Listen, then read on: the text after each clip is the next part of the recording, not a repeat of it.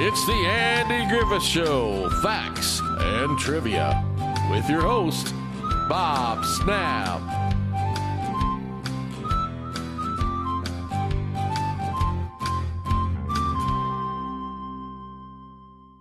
Hi guys, and welcome to the Andy Griffith Show, facts and trivia. Thank you for being here. I brought this up the other day, so I thought I'd do a video on it. Do you remember the new Andy Griffith Show?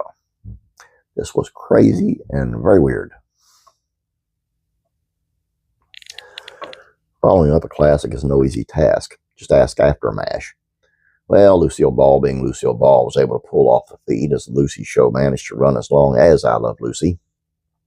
Despite crafting one of the most beloved characters in the history of television, Andy Griffith struggled to find his feet after taking off his Mayberry Sheriff's uniform.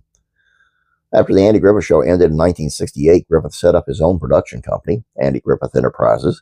He was in his early 40s, about the same age Lucille Ball had been when she came to fame on I Love Lucy.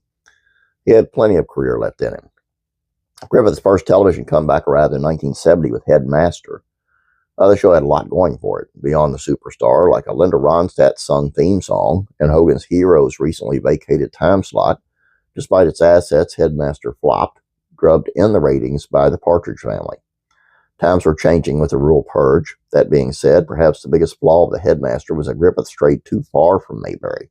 As a dramedy, cast him as the head of an elite California private school. After a mere 14 episodes, the show was axed. Griffith scrambled to get his mojo back, and just 1 week later, in the same time slot, he returned into the airwaves with the new Andy Griffith Show. The second comeback sent Griffith back to North Carolina, a town called Greenwood. He played the mayor, Andy Sawyer. That was awful close to Andy Taylor, but not quite. This Andy was married to beautiful Lee Merriweather, a former Catwoman. Opie was nowhere to be found, replaced by two kids named TJ and Lori. Yet the Andy Griffith Show confusingly attempted to tie into the old Andy Griffith Show. Characters from Mayberry popped up in Greenwood, including Don Knotts' Barney Fife. Goober and Emmett made cameos too, and they all recognized this Andy Sawyer. Now, were we to believe that Andy Taylor was living in a rather poor witness protection program? This odd is he or isn't he the Sheriff Andy perhaps led to the new Andy Griffith Show's sad fate. Only lasted 10 episodes, becoming a strange footnote to the legendary Andy Griffith Show. Even Mayberry RFD managed 3 seasons. Griffith continued to seek new roles throughout the 70s, playing killers in TV movies, and going into outer space to help scrap and salvage one. Of course, he eventually found his footing again in Dixie with Matlock. Perhaps audiences just needed some time before realizing how much they missed his southern charm. And like I say, if you have not seen any of that, watch the first episode of the new Andy Griffith Show, and you'll understand, because it does guest star Don Knotts as Barney Fife, and Phil Hartman as Emmett, and George Lindsay as Goober. And yes, they played those roles from the old Andy Griffith Show. And Barney even called Andy Sawyer Ange. It's just so weird. I don't know why they thought they could get by with that. And it'd be okay. You can try to tie an old show into a new show, but when you go that far, it's bound to fail, in my opinion. Let me know in the comment section below if you guys have seen any of it.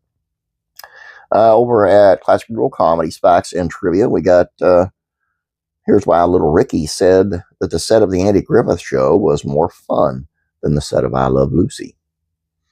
Classic TV Facts and Trivia.